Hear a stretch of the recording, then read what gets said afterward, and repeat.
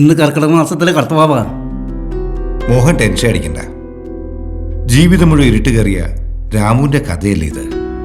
നമുക്ക് കർത്തവാവിന് തന്നെ തുടങ്ങി ഒന്ന് പരീക്ഷിക്കാം. നമ്മുടെ രാജാമണി അഭിനയിച്ച് ഗംഭീരമാക്കിയാൽ ഈ പടം വിജയിക്കും, ഉറപ്പാ. യൂസഫ് സാറേ, ഏതായാലും ഈ പടത്തിലെ ക്യാമറ തകർത്ത് അഭിനയിച്ചിരിക്കും, അത് ഞാൻ ഉറപ്പ് തരുന്നു. ഉഗ്രൻ ലൊക്കേഷൻ അല്ലേ, ഇനിയെല്ലാം മണിയുടെ കയ്യിലാ. ഹരിസാർ എടുക്കണ ഈ റിസ്ക് കാണുമ്പോ പേടിയാവേട്ടാ. എന്നെ ഇട്ടെന്റെ പേരില് കൂടെ അഭിനയിക്കാൻ പോലും ആളെ കിട്ടാനില്ല. നീ ഒന്ന് ചുമ്മായിരി. മലയാള സിനിമയിൽ നല്ല മനസ്സുള്ള ഒത്തിരി ആൾക്കാരുണ്ട്, നമുക്ക് നോക്കാടാ. ആലിലക്കണ്ണ നിന്റെ മുരളിക കേൾക്കുമ്പോ എൻ മനസ്സിൽ പാട്ടുണരും.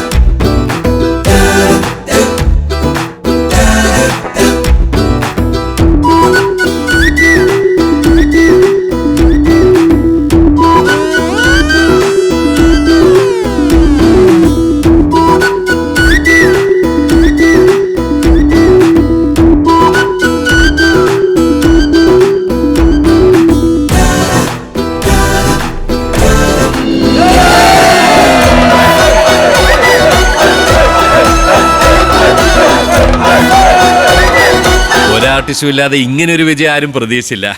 ഹരിസാറേ, ഈ വരുന്നവന്റെ ടൈമാ.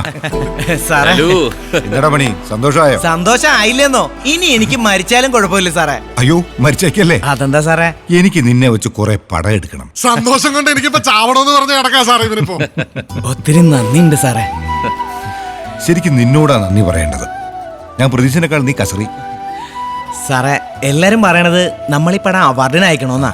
നോക്കാം. പക്ഷെ ഈ അവാർഡ് ലോബിയില്ലാത്ത നമ്മൾ വെച്ചിട്ട് വല്ല കാര്യമുണ്ടോ?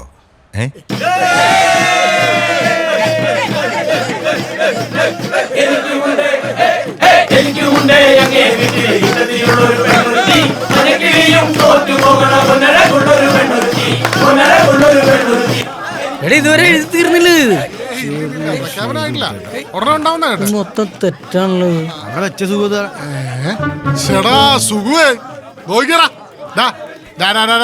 ഒന്നില്ലേ നീ സ്കൂളിൽ പോയല്ലോടാ, കറുത്തല്ല റമ്മിന്റെ ശരിയാക്കി എഴുതടാ. എന്റെ പൊന്നു രാജ, നീ മനുഷ്യ ചിരിക്കല്ലേ? റൂ ആണ്, ഉറുമ്പിന്റെ റൂ.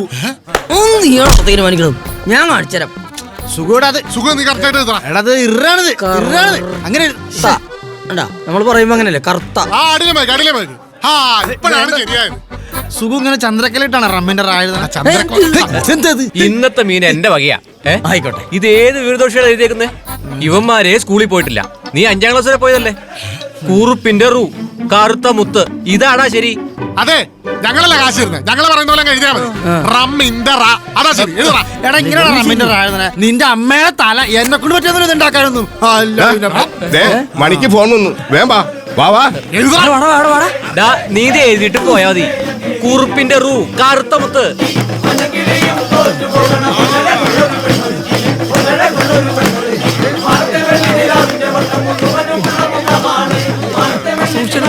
തട്ടല്ലേ എടുത്തോ. ഇതാണ് എരിവും പുളിയുള്ള കൊടുക്കണ സ്കോച്ച് അല്ലെങ്കിൽ അണ്ടിപ്പരിപ്പിട്ട് മാറ്റിയ പട്ട രണ്ടിനടിയാണ്. അതെ, എന്തായി തീരുമാനമായോ? എന്ത് തീരുമാനമാവാൻ, അതുറപ്പല്ലേ. ഇത്തവണത്തെ ദേശീയ അവാർഡ് എന്റെ രാജാവണിക്ക്. ഹലോ, മാതൃഭൂമിന്നാ? ഓ, സന്തോഷം ഉണ്ട് കേട്ടോ. ഓ, മണി ചെലവുണ്ട്. ശരി ശരി.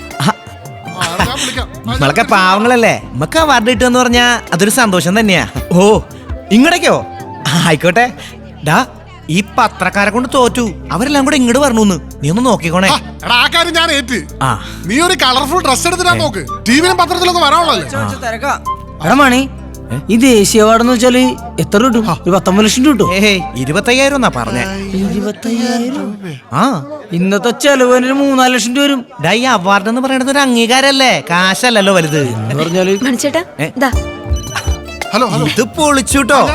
എന്റെ ഭാര്യക്ക് സൗന്ദര്യ സങ്കല്പുണ്ട്. ഏയ് ഞാൻ വിശ്വസിക്കൂല. അതെന്തേ? അങ്ങനെയാണ് നിന്നെ കിട്ടൂല്ലോ. ഹലോ, എന്തായി സാറേ? ആണോ? ഓ താങ്ക് യു സാർ. എടാ ഡൽഹിന്നാ ഏതാണ്ട് ഉറപ്പിച്ചു. ചേച്ചി, മണിക്ക് award കിട്ടി. മണിക്ക് award കിട്ടി. മണിക്ക് award കിട്ടി. മോളെ ഉമ്മ, മണിക്ക് award കിട്ടിയേ.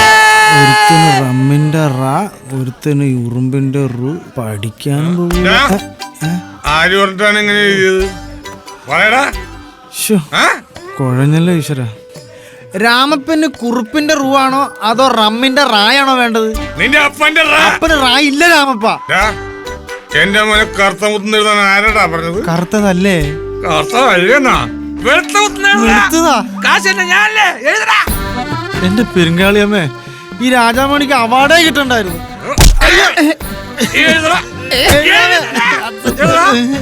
ഇതിപ്പോ ഏതാ എഴുതുന്നത്? നിന്റെ അമ്മൂപ്പന്റെ കറുത്ത ഇവിടെ വെളുത്ത. ആരാ? ഹരിസാറ്. ഹലോ, ഹരിസാറുണ്ടോ? ഗോപി, നമുക്കിത് അവിടുന്ന് ഡൗണിൽ നിന്ന് അപ്ലോഡ് പോയി അതാ ഫ്രെയിം. സാറേ രാജാമണി അവിടെ പ്ലാൻ ചെയ്തോ. എന്താടാ സാർ അറിഞ്ഞോ അവാർഡ് നമുക്കന്ന്? ആ ഞാനും കേട്ടു. നീ ഇപ്പൊ ഇത് ആരോടും പറയണ്ട, അനൗൺസ് ചെയ്യട്ടെ. അല്ല, ഡൽഹിന്ന് നായർ സാറ് വിളിച്ചിരുന്നു. ഏതാണ്ട് തീരുമാനമായിന്നാ സാറേ പറഞ്ഞേ. ഈ നാഷണൽ അവാർഡ് എന്ന് പറഞ്ഞാൽ അത്ര എളുപ്പമൊന്നുമല്ല, പ്രത്യേകിച്ച് നമ്മളെ പോലുള്ള ആൾക്കാർക്ക്.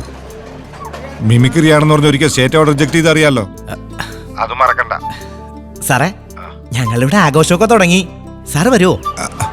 ഞാനിവിടെ മദ്രാസിലാ. ഓ ആണോ? ഓക്കെ സാറേ. വേഗം എടുക്കടാ, അല്ലേ വേഗം ഓടും. ഇത് കറക്റ്റായിട്ട് പൊട്ടുവോ? ടിവിയിൽ ന്യൂസ് വന്ന സാധനം അപ്പൊ പൊട്ടിരിക്കും. അങ്ങോട്ട് മാറിയെന്നോ, അല്ലെങ്കിൽ നിന്റെ അണ്ണാക്ക് വെച്ച് ഞാൻ പൊട്ടിക്കും. അതെ, ദേശീയ അവാർഡ് മേടിച്ച രാജാമണ്ണ അഭിനയം പഠിപ്പിച്ച് സുഖു എന്ന് പറഞ്ഞ ഒരാളാണ് ഞാൻ. എന്നോട് കളിച്ചാണ്ടല്ലോ.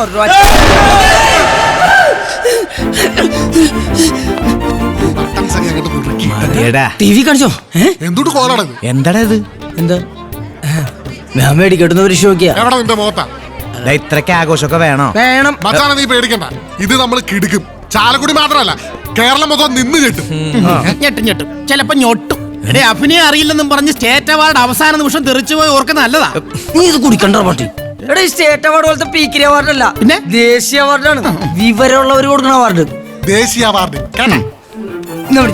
പോയി ടി വി നോക്കണം. എങ്ങനെയുണ്ട്? കറുത്ത വെളുത്ത മുത്തിന് കൊള്ളാം, അടിപൊളി, സൂപ്പർ ആയിട്ടുണ്ട്. ദേശീയ ചലച്ചിത്ര പുരസ്കാരങ്ങൾ അല്പസമയത്തിനകം പ്രഖ്യാപിക്കും. മികച്ച ചിത്രത്തിന് വാസന്തിയും ലക്ഷ്മിയും കഥകളിയും അവസാന റൗണ്ടിലുണ്ട്. മികച്ച നടനുള്ള നോമിനേഷനിൽ മലയാളത്തിൽ നിന്നുള്ള 2 പേരാണ് അവസാന റൗണ്ട് വരെ ഉണ്ടായിരുന്നത്. മിമിക്രിയിലൂടെ സിനിമയിൽ സജീവമായ അഭിമാന താരം രാജാമണിയായിരിക്കും മികച്ച നടനെന്നാണ് ഇപ്പോൾ ലഭിക്കുന്ന വിവരം. ഏതാനും മിനിറ്റുകൾക്കകം അവാർഡുകൾ പ്രഖ്യാപിക്കും. ദേശീയ ചലച്ചിത്ര അവാർഡിനെ സംബന്ധിച്ച ഏറ്റവും പുതിയ വിവരങ്ങൾ ലഭ്യമായിരിക്കുകയാണ്. മികച്ച ചിത്രമായി മലയാള ചിത്രം കഥകളി തെരഞ്ഞെടുത്തിരിക്കുന്നു. ഫ്രഞ്ച് ഗവൺമെന്റുമായി സഹകരിച്ച് ചെയ്ത ചിത്രമാണ് കഥകളി. ഏറെ പ്രതീക്ഷയോടെ കാത്തിരുന്ന മികച്ച നടനുള്ള പുരസ്കാരം രാജാമണിക്ക് നഷ്ടമായിരിക്കുന്നു. രാജാമണിക്ക് സ്പെഷ്യൽ ജൂറി പുരസ്കാരം. വാസന്തിയിലെ അന്ധഗായകനെ അവതരിപ്പിച്ച രാജാമണിക്ക് മികച്ച നടനുള്ള പുരസ്കാരം അവസാന നിമിഷം നഷ്ടമാവുകയായിരുന്നു. പിന്നെ അവരവനെ ചതിച്ചു. കിട്ടിയില്ല.